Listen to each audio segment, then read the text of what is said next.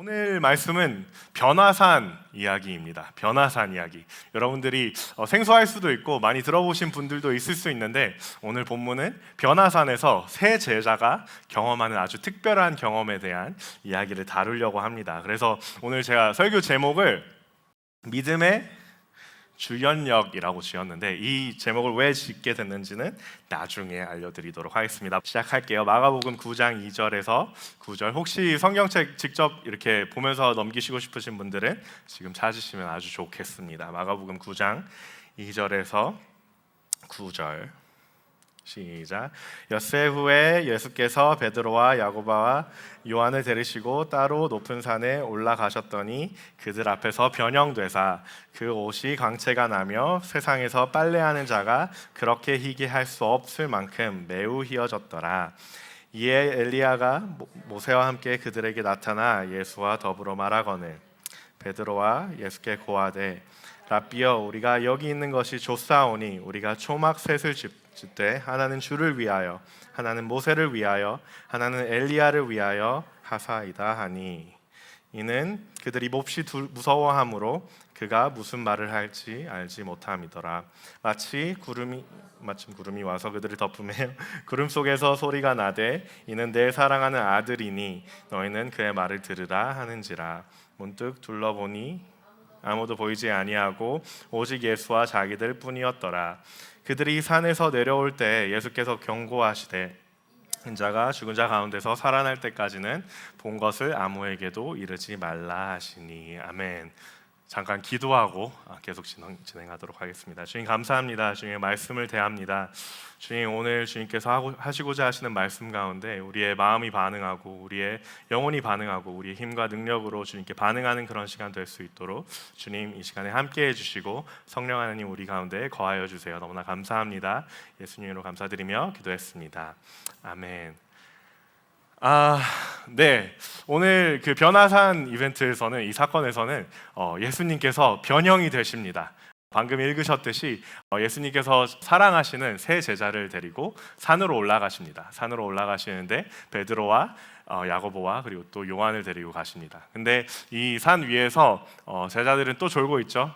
졸고 있는데 예수님께서 변형되시는 모습을 잠결에 보게 됩니다. 근데 그 예수님께서 변형이 되시는데 혼자 계시는 것이 아니라 모세와 엘리야를 볼 수 있는 것을 저희가 봅니다. 거기에서 이제 제자들이 너무 놀래가지고, 여기에서는 무서워해서, 또 영어 번역에서는 경황이 없어서라고 이렇게 표현이 되어 있는데, 그 경황이 없어서 특히 베드로가 그 자리에서 예수님, 우리가 여기까지 왔으니까 너무 잘 됐어요. 저희가 예수님을 위해서, 그리고 또 엘리야를 위해서, 그리고 또 모세를 위해서 초막을 짓겠습니다. 이렇게 반응을 합니다. 그리고 그 반응을 하는데 하나님께서 그것을 이어가게 하지 않으시고 멈추시더니 밝은 구름 가운데서 이렇게 말씀하십니다. 나의 사랑하는 아들이니 이 아들의 말을 들으라 라고 말씀을 하십니다. 그렇게 베드로의 그 열심을 어떻게 보면은 제지시키시는 그런 장면이 나옵니다. 경황이 없어서 베드로가 사실 이 구절에서 실수를 한 것들이 있습니다. 그 실수를 한 것들을 오늘 사실 다룰 건데 좀 억울할 것 같아요. 제자들은 항상 경황이 없어요. 바다에서 갑자기 막 배가 막 이렇게 난리가 나고 그러니까 경황이 없는 상황에서 이제 나오는 그들의 반응들을 우리가 보면서 우리는 이렇게 하지 말아야지, 이런 교훈들을 많이 얻는 편인 것 같은데 참 억울할 것 같습니다. 그런데 이 제자들의 실수를 보면서 사람들은 제자들의 어떤 그 평가를 내리지만 제자들은 이런 부분이 믿음이 연약한 그런 사람들이야, 이런 부분들이 부족한 사람들이야 라고 이렇게 평가를 내리기 쉽지만, 하지만 하나님께서는 그것을 이 사람은 이런 연약한 사람이야 라고 평가 내리시기보다 어떤 믿음의 과정으로 보신 것을 우리가 발견할 수 있습니다. 그래서 이 실수도, 이 연약함도 결과물이 아니라 과정이다라는 그런 것이 하나님의 마음입니다. 제가 참 좋아하는 명언이 하나 있는데요. 원수는 나의 이름을 알지만 나의 죄명으로 나를 부르고, 하나님은 나의 죄를 아시지만 나의 이름으로 나를 부르신다라는 명언이 있습니다. 참 사실인 것 같아요. 이 부분에도 제자들의 연약함, 그리고 또 실수들, 그 어떤 그 넘어짐, 이런 것들을 아시지만 우리의 제자들의 이름으로 불러주십니다. 원수는 너는 겁쟁이야, 너는 이런 믿음 없는 사람이야, 너는 이런 실수를 하는 사람이야, 너는 이런 죄인이야 라고 이렇게 죄명으로 우리를 부르려고 하지만 하나님은 이름으로 불러주시는 것을 우리가 알 수 있습니다. 그래서 이런 말씀을 드리는 이유는 우리가 이런 제자들의 실수들을 보면서 교훈을 얻을 때 이런 시각으로 봤으면 좋겠습니다. 그 사람의 연약함보다 온전케 하시고 성화시키시는 하나님의 은혜의 과정을 우리가 봐야 한다라는 것입니다. 그래서 오늘 본문 말씀에서도 우리가 그 교훈을 얻을 수 있으면 좋겠습니다. 그래서 도전이 되고 은혜가 되고 그리고 또 우리가 그런 마음으로 우리도 이런 부분에서 온전케 됨을 얻기 원하는 그런 마음으로 함께 말씀을 대했으면 좋겠습니다. 그런 마음으로 변화산 사건에서 경황 없었던 베드로의 반응이 우리에게 주는 자아 성찰 질문 3가지를 오늘은 한번 준비해 봤습니다. 질문 3가지. 자, 첫 번째, 이런 자아 성찰의 질문을 저희가 해볼 수 있습니다. 나의 신앙의 고백과 나의 행동 혹은 나의 태도는 일치하나요? 나의 신앙의 고백과 나의 행동 혹은 나의 태도는 일치하나요? 지난주에 주 목사님께서 마가복음 8장 말씀으로 설교를 해주셨어요. 너무 좋은 말씀이었습니다. 혹시 듣지 않으신 분들 있으시면 유튜브에서 보시면 너무 좋을 것 같습니다. 저희가 이제 마가복음 8장을 대했을 때 어떤 것을 보았냐면은 예수님께서는 사람들은 나를 누구라 하느냐라고 이렇게 제자들에게 물어보십니다. 근데 거기서 제자들이 세례 요한, 엘리야 혹은 선지자 중에 한 명이라고 하더랍니다. 이렇게 반응을 하죠. 그래서 예수님께서 그렇다면은 너희는 나를 누구라고 하느냐라고 이렇게 물어보십니다. 거기에서 베드로가 아주 자신 있게 반응을 합니다. 주는 그리스도시요 살아계신 하나님의 아들이십니다라고 이렇게 자신 있게 반응을 하는 것을 볼 수 있습니다. 그런데 오늘 본문에서 읽었듯이 변화산에서 예수님께서 모세와 엘리야와 함께 이렇게 변형된 모습으로 빛나는 광채로 나오시자 베드로의 반응이 이렇습니다. 초막셋을 짓자라는 그런, 내가 여기 있는 것이 참 잘 된 것 같습니다, 예수님. 내가 주님을 위해서 그리고 또 엘리야를 위해서 그리고 또 모세를 위해서 초막셋을 짓겠습니다라고 이렇게 반응을 합니다. 많은 학자들이 이것을 보면서 베드로가 실수했다라고 그렇게 간주를 합니다. 마치 예수님이 엘리야와 그리고 또 모세와 같은 동급의 어떤 선지자인 것처럼 대했다라고 이렇게 학자들이 간주를 하고 있습니다. 그렇듯 나의 신앙의 고백은 말로만이 아니라 행동과 태도로 증명해야 할 때, 가장 경황이 없을 때 시험이 되는 것 같습니다. 그래서 여러분의 신앙 고백은 어떻게 삶에서 이루어지고 있는지 좀 한번 되물어보는 그런 시간이 됐으면 좋겠습니다. 여러분의 삶에서 지난주에 이제 그렇게 열심히 기도를 하고 주는 그리스도시요 살아계신 하나님의 아들이시다라는 그 고백을 우리가 우리의 고백으로 우리의 기도로 그렇게 드렸는데 거기에서 그쳤는지 아니면은 지난 한 주간의 삶 가운데 우리의 그 신앙 고백이 행동으로 이어지고 그리고 또 우리의 태도로 이어지고 그리고 특별히 더 경황 없을 때, 더 그것이 결정적일 때 내 신앙이 나의 삶과 나의 행동으로 표현이 됐는지 우리가 질문해 봐야 되는 것입니다. 여전히 예수님을 나의 삶의 다른 것들과 동등하게 두고 있지는 않는지 우리가 돌아볼 이유가 있다라는 것입니다. 두 번째 질문입니다. 영광을 오해하지 않으십니까? 영광을 오해하지는 않으십니까? 베드로가 초막을 지으려 함에서 의미가 한 가지 있습니다. 그것은 무엇이냐면은 기념하는 것, 지속하는 것에 있다라고 합니다. 예수님께서 이렇게 변형이 되셔서 너무나 좋은 그런 영광의 광채를 보이시는데 그것을 기념하고 싶은 거예요. 그리고 또 그것을 지속하고 싶은 그런 인간적인 마음이 있었을 것입니다. 근데 이것은 좋은 의도라고 인간적으로 보여집니다. 예수님께서 영광의 모습을 보이시는데 그것을 유지시키는 것, 그것을 지속시키는 것, 누가 봐도 참 믿음 좋은 사람이 할 만한 그런 행동이 아닙니까? 되게 인간적으로 봤을 때 굉장히 좋은 의도라고 우리가 생각할 수 있습니다. 그런데도 하나님께서 구름 가운데서 육성으로 제지하시는 것을 우리가 볼 수 있죠. 근데 베드로가 되게 좋은 의도를 가지고 좋은 신앙적인 그런 어떤 의도를 가지고 무언가 예수님께 말씀을 드리거나 뭐 했는데 이렇게 제지를 당한 것이 이번이 처음은 아닙니다. 지난주 이제 우리가 봤던 그 주는 그리스도시요 살아계신 하나님의 아들이십니다라고 고백을 한 마가복음 8장 바로 직후에 제자들에게 예수님이 인자는 고난을 받고 버림바 당하고 죽을 것이다라고 말씀을 하십니다. 그런데 여기에서 베드로가 반박을 하는 거예요. 근데 이 반박이라는 말이 영어 성경에서는 rebuke라는 단어를 썼는데 이거는 혼내다라는 뜻입니다. 그러니까 강한 반박이었을 것인데요. 적어도. 그러니까 예수님이 제자들을 꾸짖으실 때 쓰여지는 그 단어가 rebuke고, 심지어 사단을 쫓을 때, 끼를 쫓을 때 쓰여지는 그 단어가 rebuke인데, 그 단어를 쓰면서 베드로가 예수님께 반박했다라고 이렇게 기록되고 있습니다.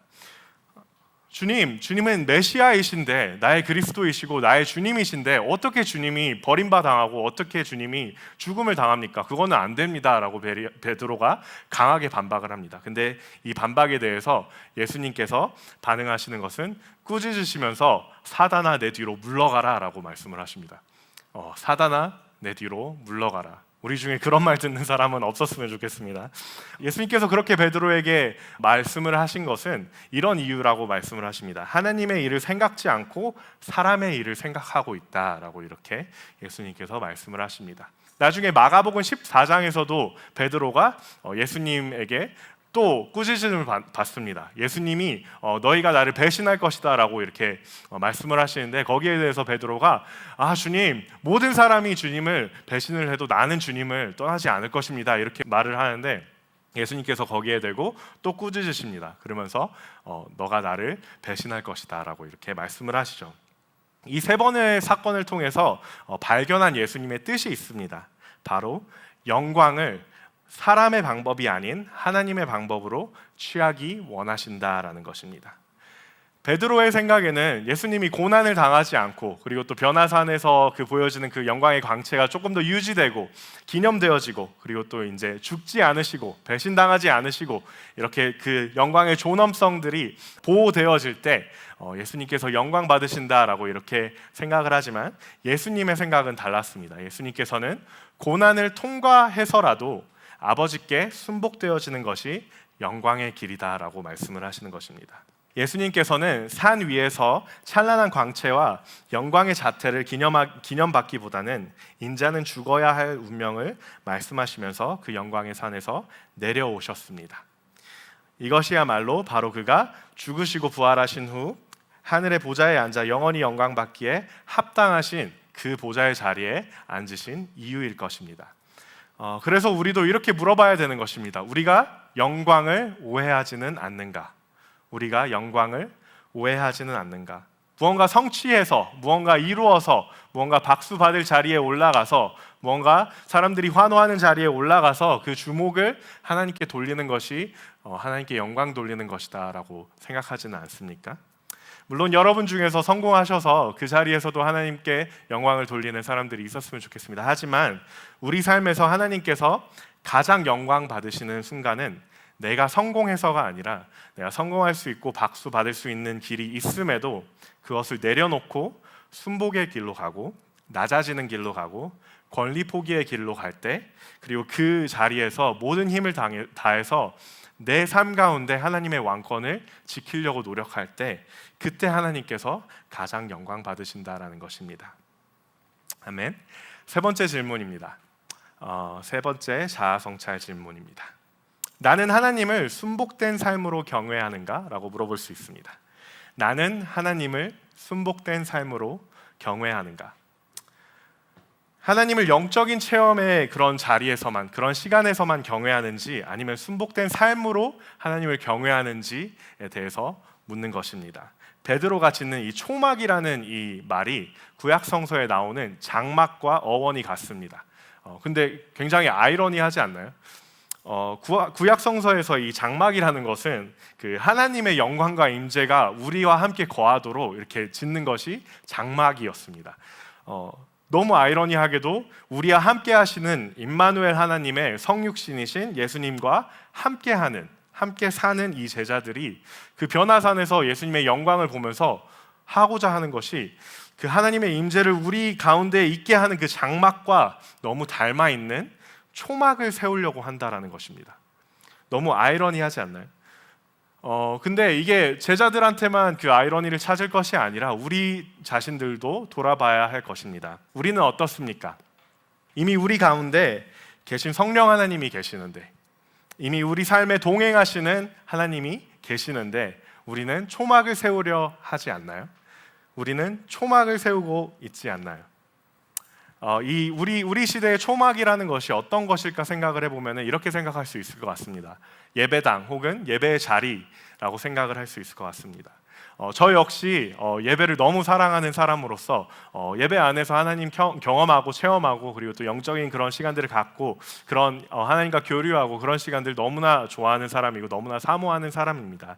너무나 중요하기도 합니다. 하지만 우리가 예배당에서 경험하는 하나님의 광대하심 앞에서 그분을 경외하는 것은 쉽지만 하나님을 경외하는 마음으로 나의 모든 삶에 경영되어지는 것들을 결정하는 것, 모든 일에 하나님을 경외하는 마음으로 선하고 지혜롭게 살아가려고 하는 것이 훨씬 더 어렵다라는 것입니다.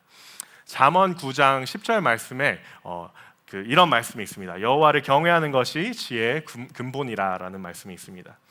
여기서 말씀하시는 지혜는 우리가 생각하는 어떤 지식이 아닙니다. 어떤 knowledge가 아닙니다. 어떤 지식이 아니라 지혜는 하나님의 뜻과 방식을 깊이 이해함으로 선하고 고상한 결정을 하는 것입니다. 삶의 수많은 어떤 그 결정해야 되는 그 순간들 앞에서 내가 내 삶을 경영할 때 감정을 따라가는 것이 아니라 세상적인 어떤 계산을 따라가는 것이 아니라 나의 유익에 대한 어떤 생각을 쫓아가는 것이 아니라 고상하게 영적인 차원과 선한 양심과 예수님의 뜻을 생각하고 나의 삶을 하나님의 목적에 정렬시키는 것이 지혜라는 것입니다. 그렇다라면은 여호와를 경외하는 것이 지혜의 근본이라는 것은 바로 하나님의 하나님 되심, 우리가 그냥 예배 자리에서 어떤 그냥 영적인 하이 모먼트가 그냥 어떤 경외의 시간이 아니라 하나님의 하나님 되심을 인정하고 그 하나님 되심을 경외함으로 내 삶의 결정들을 하는 것이 지혜의 가장 기초적인 기반이고 시작점이라는 것입니다. 물론 영적 체험도 말씀드렸듯이 중요할 수 있습니다. 유익할 수 있습니다. 하지만 우리의 경외가 거기에서 멈춰버리면은 하나님을 경외하는 마음으로 지혜롭게 사는 것이 아니라 거기에서 멈춰버리면은 안 된다라고 말을 하는 것입니다. 마치 8절 말씀 아까 읽었는데 구름이 걷히고 그리고 또 그 광채가 사그라지고 모세와 엘리야도 없어지고 둘러보니 아무도 보이지 않고 예수님과 오직 제자들이더라 하시던 그 8절 말씀 가운데 이렇게 일상으로 돌아가는 듯한 그 지점, 그 시점이 우리가 정말 하나님을 경외하는 삶을 살 것인가 선택해야 되는 그 지점이라는 것입니다. 광채도 없고 체험도 없고 가장 일상적인 것으로 돌아갔을 때 그 지점이 내가 하나님을 경외하는 삶을 살 것인가 결정하는 지점입니다. 그래서 하나님을 진짜 경외하는 사람은 특별하게 어떤 영적인 순간이 아니라 일상의 선택과 행동 속에서 그 지혜와 경외함을 드러냅니다. 제가 2018년도에 아직 호주 퍼스에서 이제 사역을 하고 있을 때인데 그때 당시에 제가 이제 예배팀 사역을 했었습니다. 근데 그 예배팀에서 이제 사역을 하다가 이제 선교지를 많이 갔는데 그 중에 선교지 중에서 갔던 곳이 여러분들이 잘 아시는 대한민국이라는 곳이었습니다. 대전이라는 그 도시에 가서 저희가 사역을 했었습니다. 거기서 이제 주경호 목사님을 만나게 됐었는데요.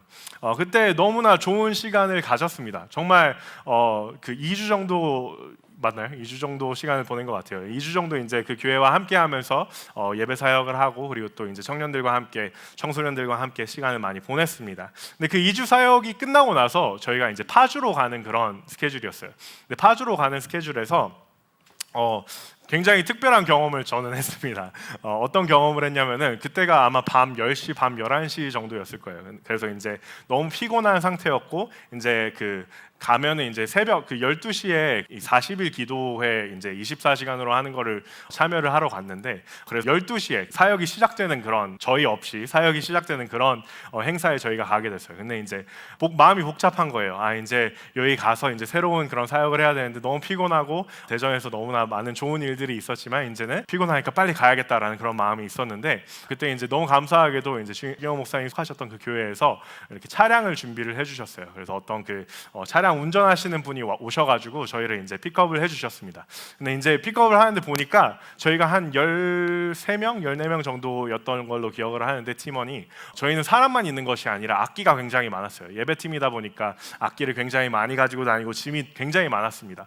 근데 이 운전사분이 저희의 짐들을 보시더니 이렇게 짐 많은 줄 몰랐다고, 왜 그거 말 안 해줬냐고 하시면서 좀 시비를 거시더라고요. 좀 약간 좀 딴지를 거시더라고요.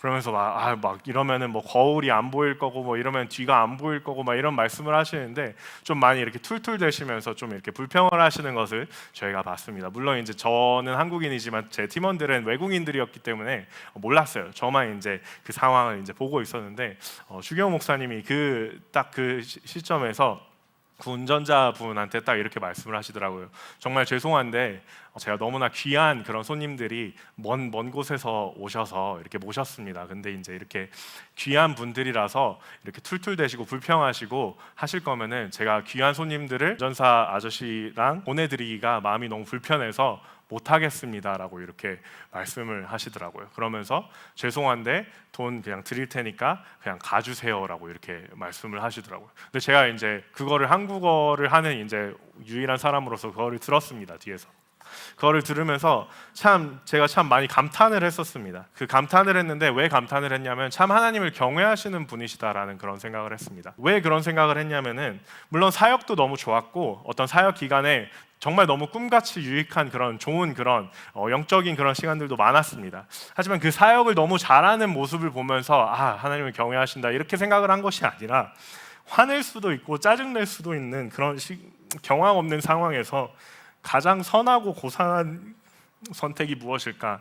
가장 지혜롭고 가장 여기에서 내가 선한 그런 선택을 하는 것이 무엇인가를 생각을 하시고 반응을 하시는 것을 저는 봤습니다.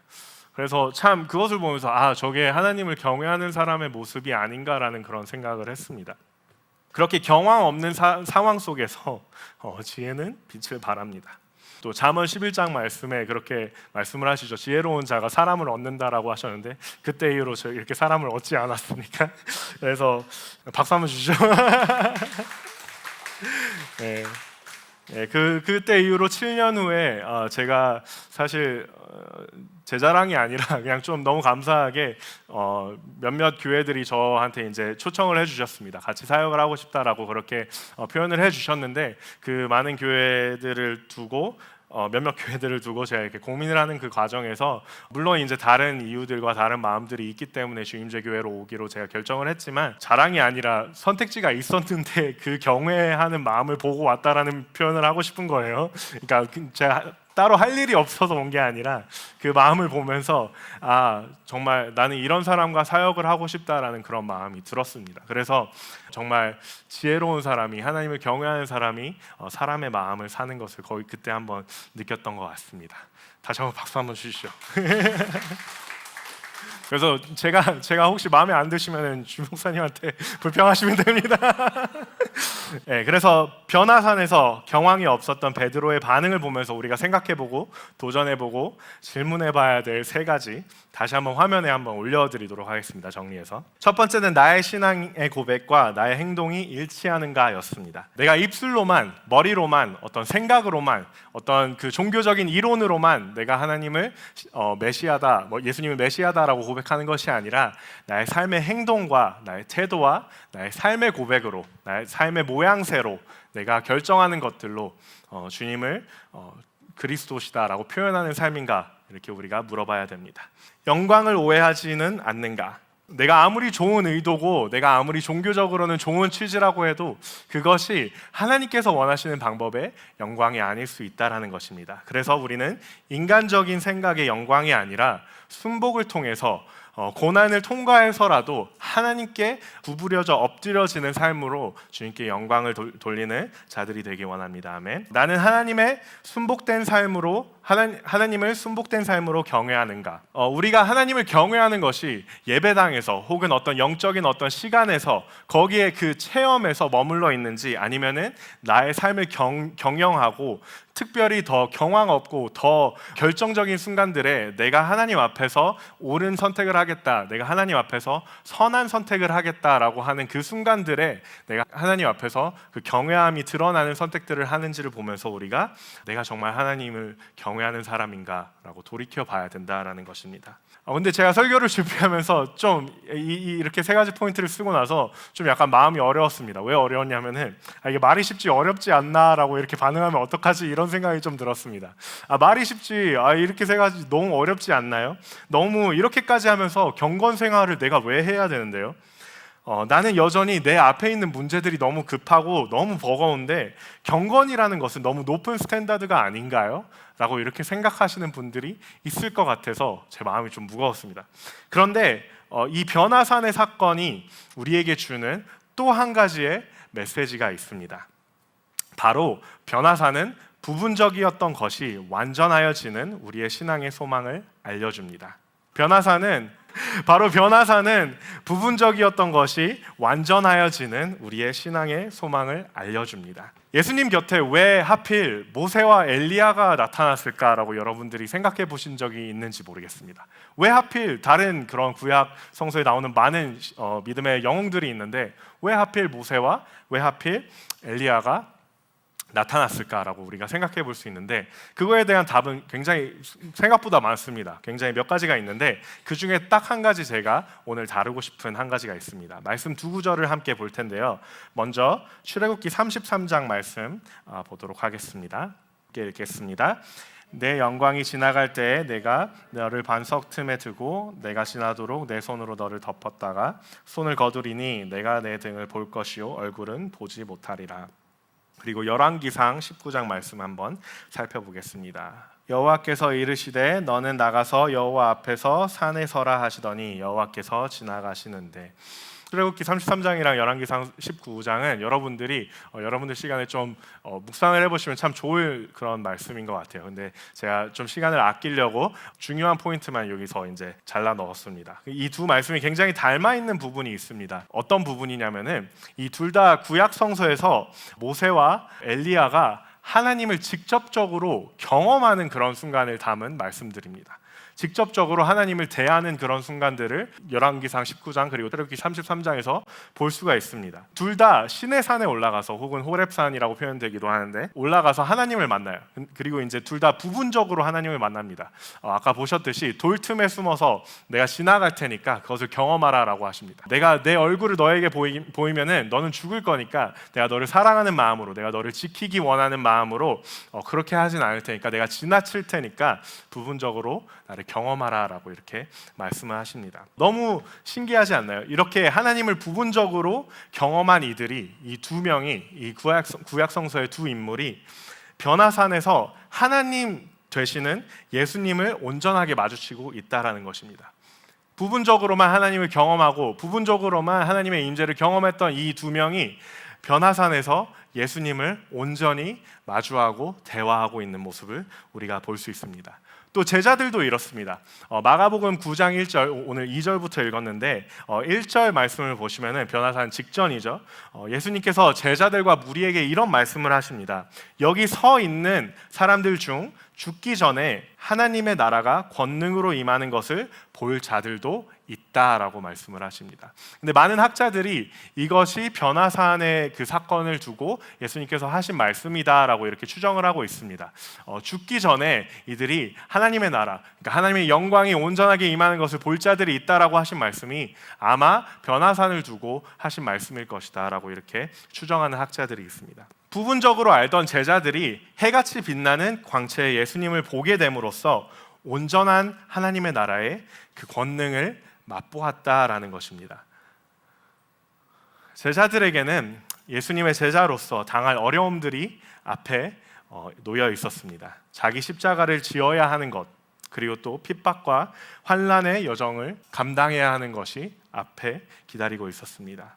하지만 예수님은 그 과정의 끝에 있을 하나님의 나라의 영광을 먼저 보이셨습니다.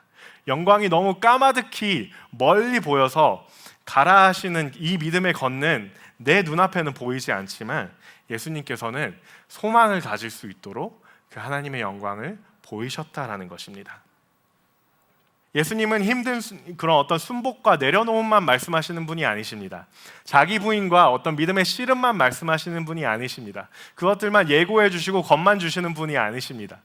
하나님을 경외하는 삶의 모든 과정의 끝에 있는 영광의 소망을 보이시면서 우리에게 소망을 주시고 믿음을 주시고 힘을 주신다라는 것입니다. 지금은 우리가 부분적으로만 보이지만 온전케 하실 그날을 소망하게 하셨습니다. 바로 그 소망이 나의 연약함과 나의 실수를 아심에도 이름으로 불러주시는 하나님을 믿는 자의 소망입니다. 고린도전서 13장 12절에 이런 말씀이 있습니다. 우리가 지금은 거울로 보는 것 같이 희미하나 그때에는 얼굴과 얼굴을 대하여 볼 것이요 지금은 내가 부분적으로 아나 그때에는 주께서 나를 아신 것 같이 내가 온전히 알리라. 이것이 우리의 소망인 줄 믿습니다.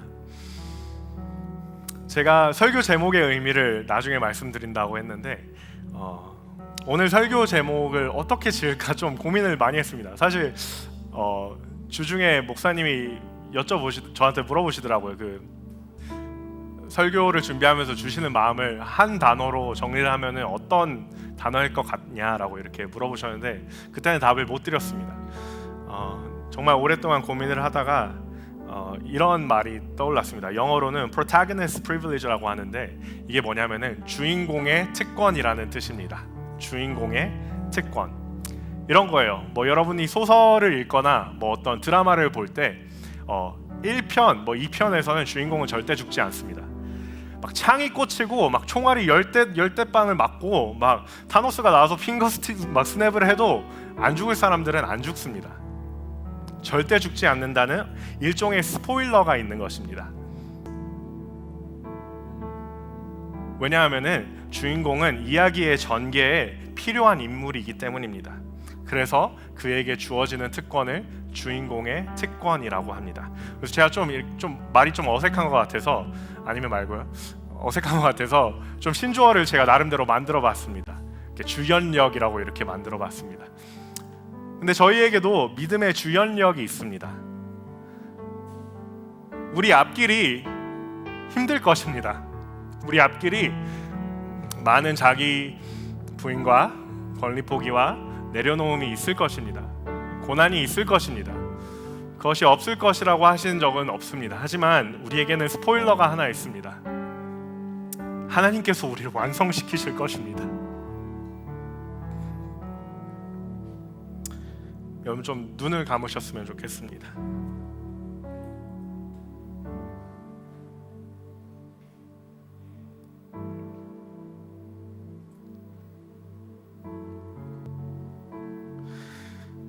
예수님을 따른다는 것은 너무 어려운 일입니다. 말로만이 아니라 행동으로 예수님 사랑하는 것, 행동으로 예수님 그리스도시다라고 고백하는 것, 눈에 보이는 영광이 아니라 순복하는 것, 순복하는 것이 영광이라고 믿는 것, 삶의 모든 선택에서 하나님을 경외하는 마음으로 지혜롭게 살려고 내가 조금 손해보는 것 같더라 해도 가장 고상하고 가장 선한 것을 결정하려고 그렇게 내 삶을 경영하려고 하는 것, 이 모든 것들은 맞습니다. 어려운 길입니다. 사방에서 우겨쌈을 당할 것입니다. 그러나 우리에게 있는 스포일러는 하나님께서 우리를 완성시키실 것이고 뿐만 아니라 그 과정을 우리와 함께 해주실 것이다 라는 것입니다. 여러분 삶에 놓인 어떤 권리 포기, 어떤 도전들, 내가 순복해야 되는 영역들이 여러분들 마음 가운데 있을 것 같습니다. 그 부분들을 잠깐 생각해 볼 수 있는 시간들을 드리겠습니다.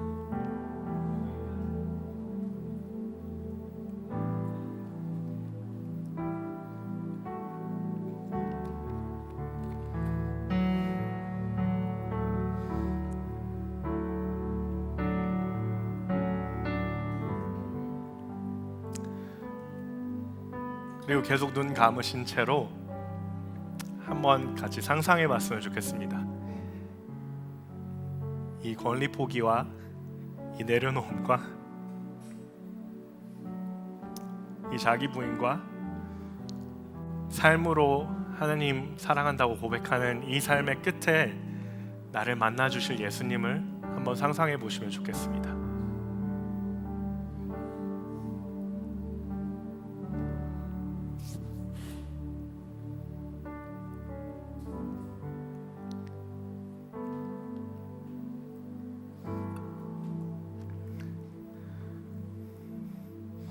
그 예수님께 하시고 싶으신 말씀 있으신 분들은 자유롭게 고백하셔도 좋습니다.